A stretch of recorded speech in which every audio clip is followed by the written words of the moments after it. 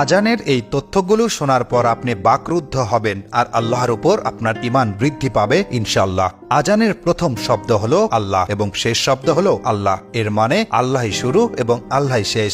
আজান শব্দটি পবিত্র কোরআনে সর্বমোট রয়েছে ৫ বার, আর আমরা প্রতিদিন ৫ ওয়াক্ত নামাজ আদায় করি। আজানের মধ্যে সর্বমোট শব্দ হলো ৫০টি, আর আল্লাহ মিরাজের সময় হযরত মুহাম্মদ সাল্লাল্লাহু আলাইহি ওয়াসাল্লামকে সর্বপ্রথম ৫০ ওয়াক্ত ফরজ নামাজ দিয়েছিলেন, পরে তা কমিয়ে ৫ ওয়াক্ত করা হয়।